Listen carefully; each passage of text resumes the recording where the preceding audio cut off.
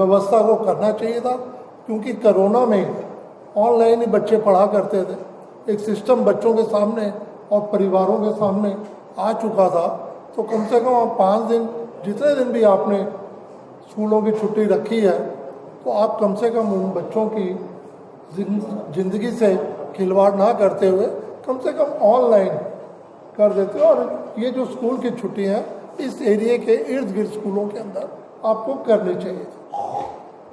अब बहादुरगढ़ बॉर्डर पर मुकेश जी के एरिया में उत्तम नगर अगर स्कूल है, वहाँ छुट्टी कर दी। मेरा क्षेत्र है मंगोलपुरी, वहाँ छुट्टियाँ कर दी,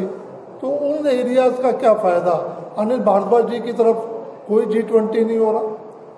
जीतू भाई ये हमारे बैठे हैं, इनके यहाँ पर कोई G20 नहीं है, वहाँ भी स्कूलों में आपने छुट्टी कर दी, तो इनको पर्टिकुलर एरिया में छुट्टी करनी चाहिए। और एक बात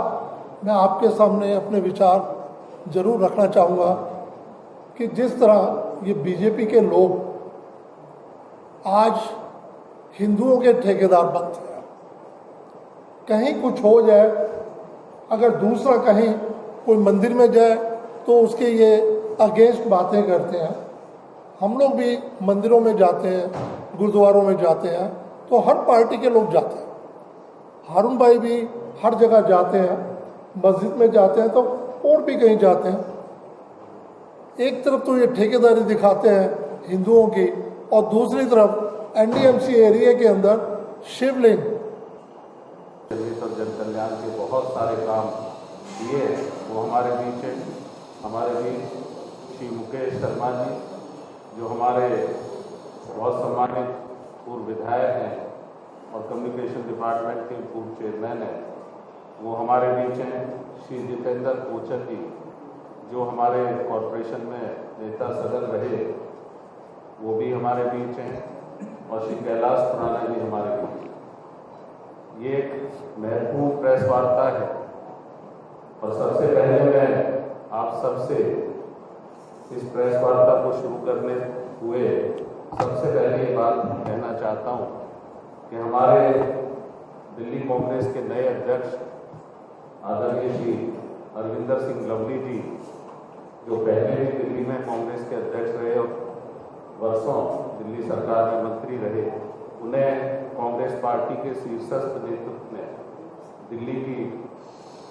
कांग्रेस की बागडोर सौंपी है। दिल्ली के सदर के रूप में वो दिल्ली के लोगों के लिए, दिल्ली कांग्रेस के लिए काम करने के लिए उनको जिम्मेदारी मिली है। और जिम्मेदारी के साथ साथ, क्योंकि ये ऐसे समय में ये जिम्मेदारी मिली है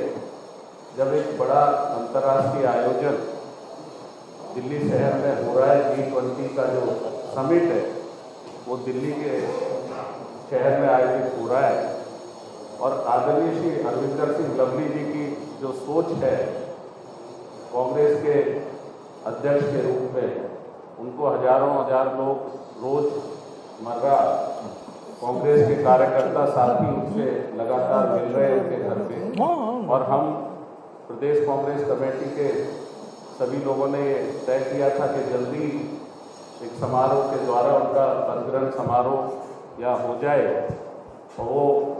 सबकी राय ये थी कि कहीं ना कहीं संडे को हो जाए, लेकिन उन्होंने जो कहा कि भाई दिल्ली में इतना बड़ा अंतर्राष्ट्रीय आयोजन है और एक जिम्मेदार नेशनल पार्टी होने के नाते हम उन अतिथियों का, उन राष्ट्रीय अध्यक्षों का स्वागत करते हैं। और बड़ी संख्या में, क्योंकि दिल्ली में 144 इम्पोज कर दी गई उनकी नियुक्ति से एक दिन पहले ही, ये 144 धारा दिल्ली में लगी थी, और उसका उल्लंघन भी ना हो। और साथ ही साथ जो पोस्टर होर्डिंग बड़े स्तर पर कार्यकर्ता साथियों ने उनके लिए, उनके नवनियुक्ति पर बधाई और शुभकामनाओं। और ये वो मार्केट है जहाँ पर सस्ते दामों पर लोग जो हैं अपना सब्जियाँ, फल, जो भी सामान होता है वो खरीदते हैं। और मैं समझता हूँ कि जहाँ G20 समिट हो रहा है, उसके अलावा जो बहुत सारी कॉलोनीज़ के अंदर अभी आदेश हो गया है कि 5 तारीख से लेकर और 11 तारीख तक कोई भी जो वीकली मार्केट है वो नहीं लगेगी। इससे न सिर्फ उन दुकानदारों का, छोटे दुकानदारों का नुकसान होगा, बल्कि जो लोग आज महंगाई की मार झेल रहे हैं और ये वीकली बाजार से सब्जियां वो लेकर आते हैं, उनको भी एक भारी इसकी क्षति होगी। दूसरा, जिस तरीके से तमाम सफाई कर्मचारियों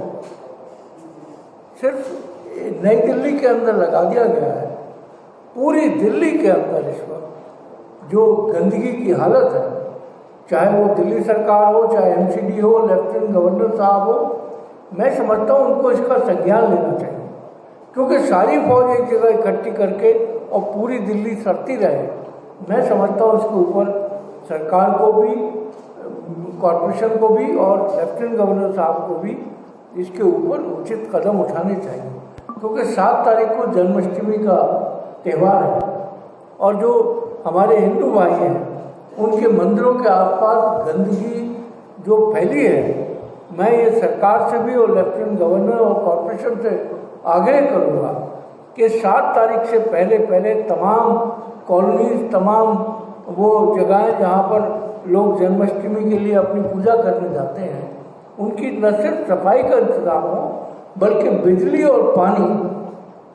24 घंटे उसका इंतज़ाम सरकार को करना चाहिए और ये बहुत ज़्यादा आवश्यक है। और मैं समझता हूँ कि आज हम सब लोगों की शुभकामनाएं, G20 की जो कॉन्फ्रेंस है, ये किसी भी देश के लिए बड़े गर्व की बात होती है, गौरव की बात होती है, तो हम पूरी तरीके से उसके साथ